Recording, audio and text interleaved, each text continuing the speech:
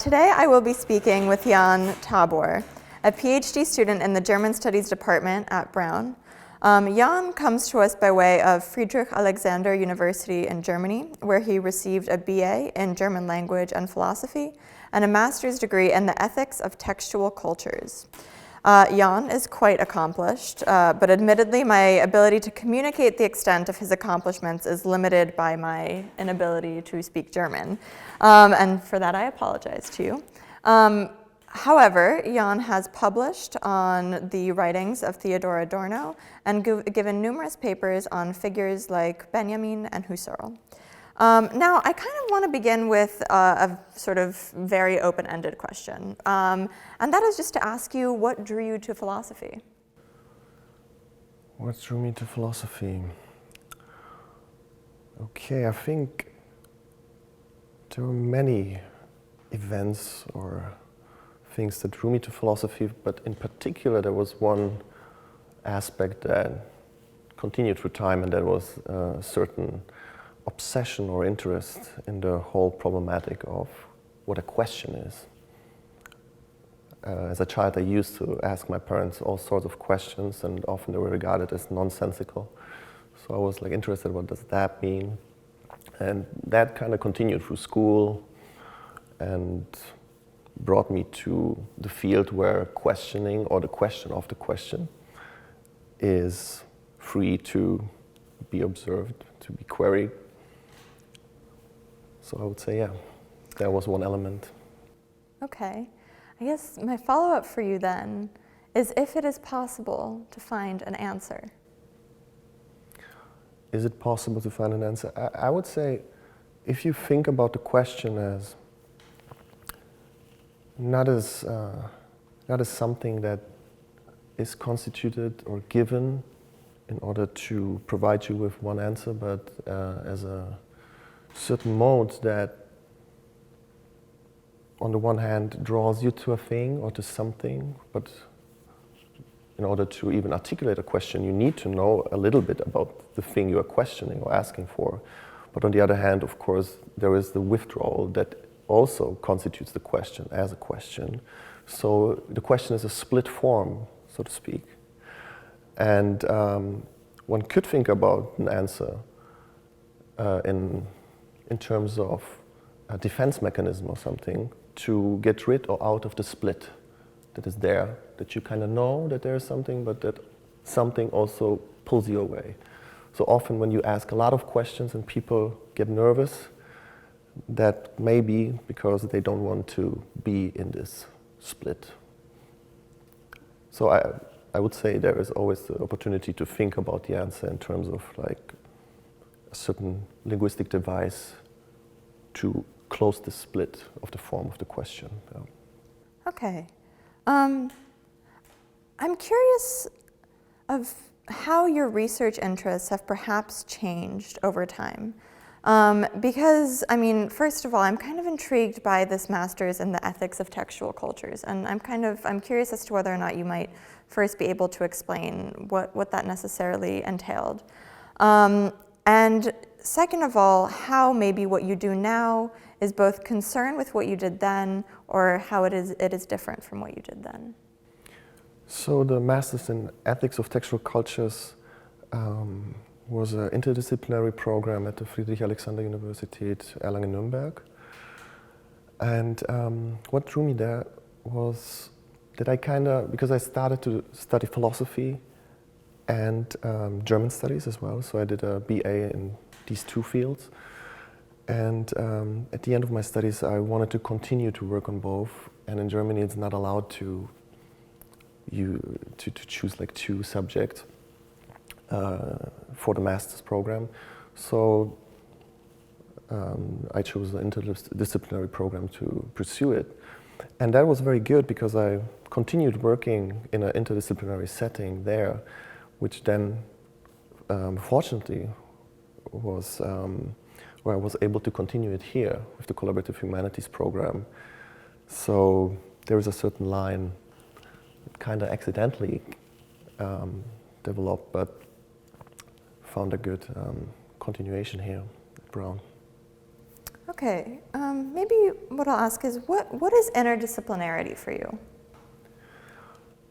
I think if one asks me what is interdisciplinary in comparison, for instance, to collaborative work, is that my experience in Erlangen was that not always, but sometimes, or quite often actually, we were working with other disciplines, for instance with people from the physics department. And it was, okay, they were there, we were talking, exchanging ideas, but basically it was like, okay, they tell us what they are doing and we are telling them what we are doing. And there was always like a certain form of non-communication going on, or at least not an influence there. And what I experienced here at Brown, of course, it has, like one of the reasons why it is different is that the collaborative project is within the field of humanities. However, what I experienced here was that I met people from different disciplines, and the way we worked together was like really experienced as a highly hybrid process, where I kind of, in a very good way, lost track or the contact to my own disciplinary boundaries and found myself within like intellectual environments I wouldn't have thought of before. So how has your work changed while at Brown? I think it has changed that I'm more open to include topics that are not so common in the field of German studies. To maybe bring up one example, I was working on the Mexican migrant children and border issues, and trying to combine certain aspects, how the US government and institutions try to somehow personalize, identify these children with certain aspects of Aristotelian poetics and German philosophy, a topic that before would never have even occurred on my map. So I would say this is the main thing that changed a lot, that I'm willing to include aspects or things that were so far away from each other and where I would never have seen like a possibility to connect them or think them together. So if you were teaching a class, for example, at a German university, sort of you finished your PhD and now you are teaching, I'm curious like what you would take that you wouldn't have, or like what you would put on a syllabus that you wouldn't have otherwise. I think that the class would be far more intermedial as well. So I would not only put on books, but also movies, perhaps artworks, music. So that is one thing I learned here, which was always very productive, to add these objects or artifacts into discussion. And also a way, like I would include or try to include an archive or aspects that are way more global than a certain still Eurocentric view, especially in the German studies. So you can find it in Germany. So these two aspects would be new in the syllabus, I would say. Okay, so you write in a couple of different languages, right? Or can write. And so as I read your work, I couldn't help but be sort of amazed by your methodological approach to writing. And I'm curious as to whether or not you have or have been developing in some part of your mind a philosophy of writing, or how to go about writing, and also how you go about mediating the sort of different languages in which you find yourself writing in. So,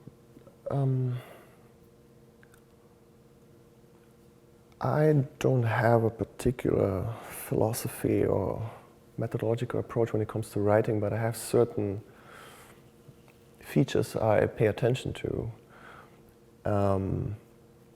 And these are, on the one hand, like very formal features that usually I'm paying a lot of attention to how sentences are connected, how conjunctions, subjunctions, so how the whole texture and cohesion is there, or how it functions. But also, and I think this is an interesting problem, I think, that of course the language in which you write is always also constituted by a different, or by a particular kind of discursive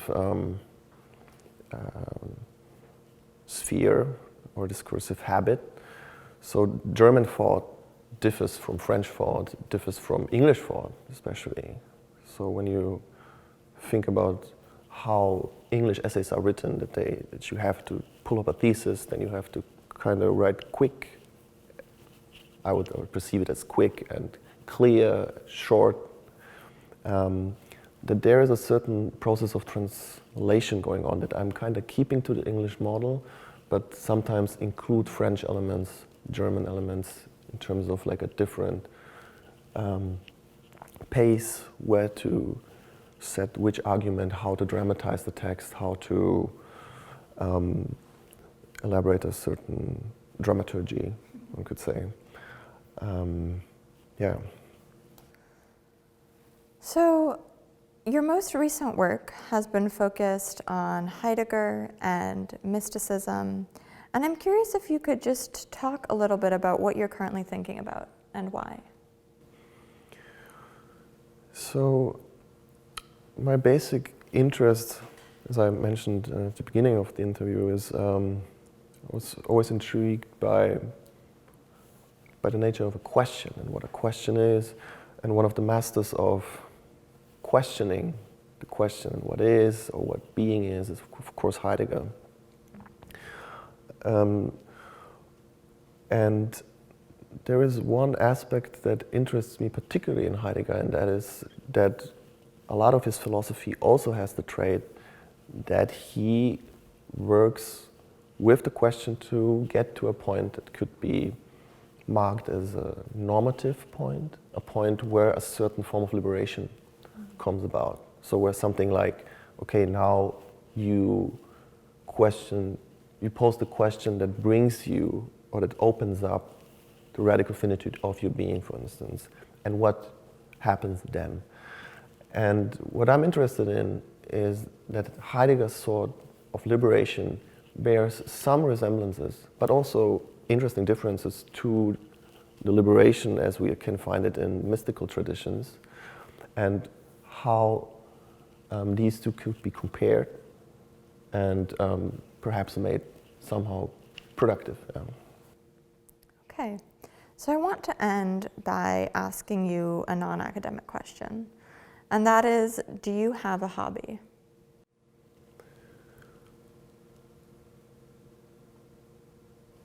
I think,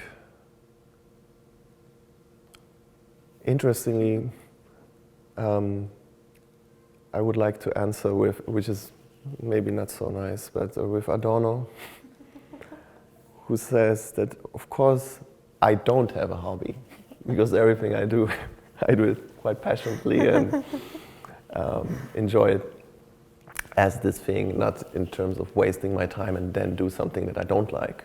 So I really try to use my time in a way that cannot easily be called hobby. So, but maybe I'm wrong. Okay.